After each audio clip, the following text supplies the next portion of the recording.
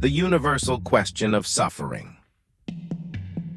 Why do bad things happen to good people? It's a question that resonates across cultures, ages, and philosophies. Many of us have found ourselves, in moments of pain or hardship, asking, why me?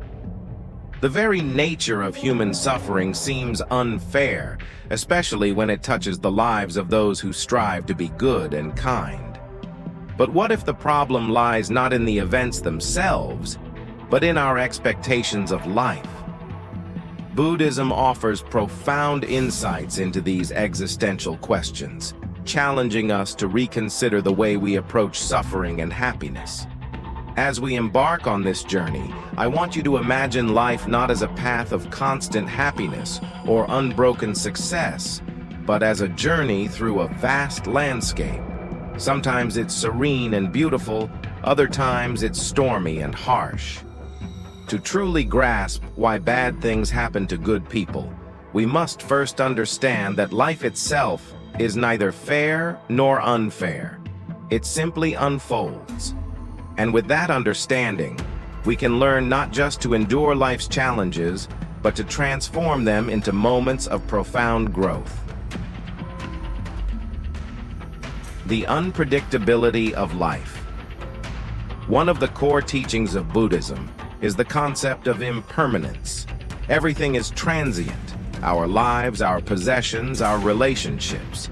The Buddha taught that nothing remains the same, and this lack of permanence is a fundamental truth of existence. But how often do we live in denial of this truth? We expect stability, predictability, and fairness, forgetting that life, by its very nature, is unpredictable. Take, for instance, the story of Siddhartha Gautama before he became the Buddha. He was a prince, shielded from the realities of life, raised in luxury, and isolated from suffering. Yet when he finally ventured beyond the palace walls, he was confronted with old age, illness, and death, unavoidable parts of life that no amount of wealth or privilege could protect him from. This realization is at the heart of the Buddhist philosophy. Life is uncertain, and suffering is inevitable. In our own lives, this unpredictability manifests in countless ways. A promising career might be derailed by an unexpected illness, a relationship might crumble without warning, or a loved one might pass away suddenly. We may find ourselves asking, why is this happening to me? But instead of seeing these moments as personal failures or cosmic injustices, Buddhism teaches us to see them as part of the natural order of life. Life is not a movie, escaping the fantasy of control. We often live as though life were a movie, expecting a coherent narrative where good things happen to good people and bad things are reserved for villains. Yet life, unlike fiction, doesn't adhere to such rules. We cannot control what happens to us, and this is perhaps the hardest lesson to accept. Consider this. Imagine you're watching a movie where the hero only experiences happiness and success. No challenges, no setbacks. It would be a dull story, wouldn't it? Life is similar. The Buddha taught that it is not our circumstances that define us, but how we respond to them. If we expect life to follow a neat script where only good things happen to good people, we set ourselves up for disappointment. Take the story of Kisa Gotami, a woman who lived during the Buddha's time. After losing her only son, Kisa was devastated and sought a way to bring him back to life. She approached the Buddha, who instructed her to find a mustard seed from a household that had never experienced death. Kisa searched from home to home, but every household had faced loss. It was through this painful experience that Kisa realized death is a universal part of life. The Buddha's lesson was not just about accepting death, but also about recognizing that we are not alone in our suffering. Why we focus on negativity. Human beings have a natural tendency to focus on the negative aspects of life. When something goes wrong, our minds latch onto it, replaying it over and over. We dwell on failures and losses, often at the expense of recognizing the many good things that surround us. This is part of the human condition, but Buddhism offers a way out of this cycle of negativity. Imagine carrying two bags, one filled with pebbles representing the negative moments in your life, and the other filled with feathers representing the positive moments.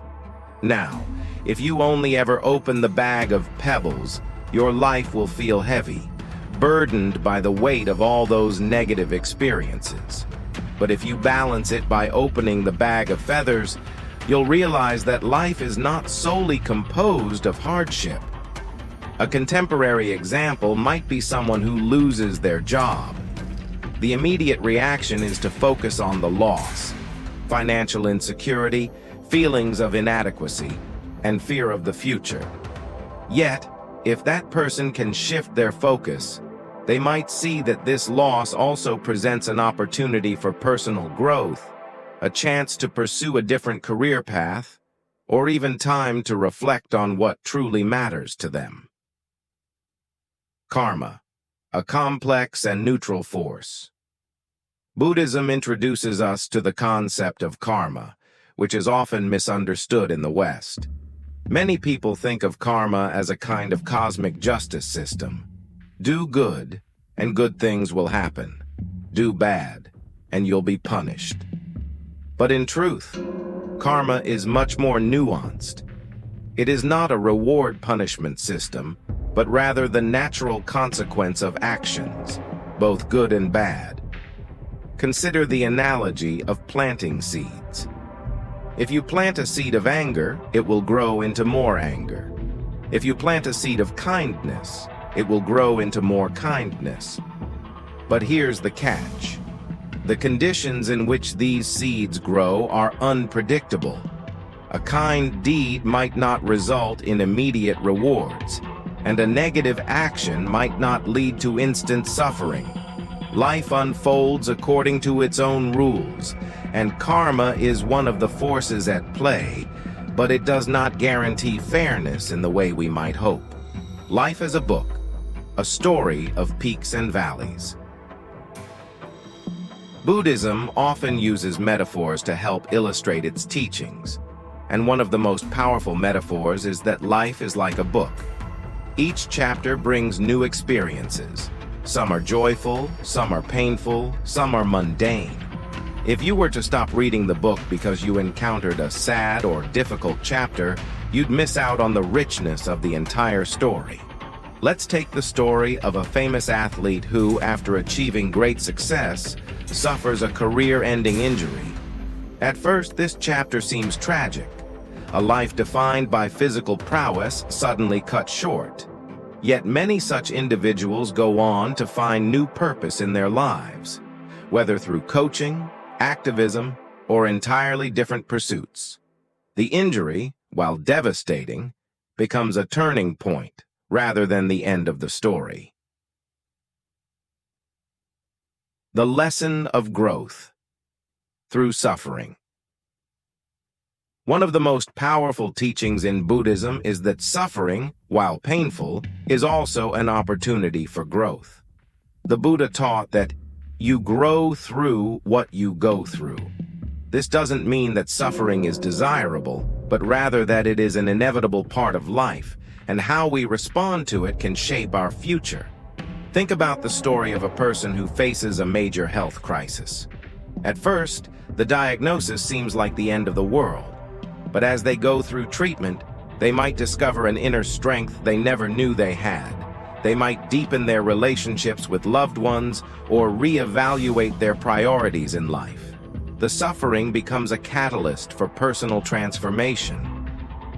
Conclusion: finding peace in an unfair world.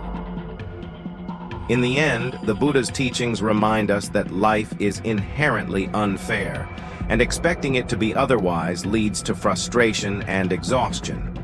Yet, this doesn't mean we are powerless. While we cannot control life's events, we can control our response to them. By shifting our focus from the negative to the positive, by accepting life's unpredictability, and by seeing suffering as an opportunity for growth, we can find peace even in the most difficult moments. So, why do bad things happen to good people? The answer lies not in the events themselves, but in how we understand and react to them.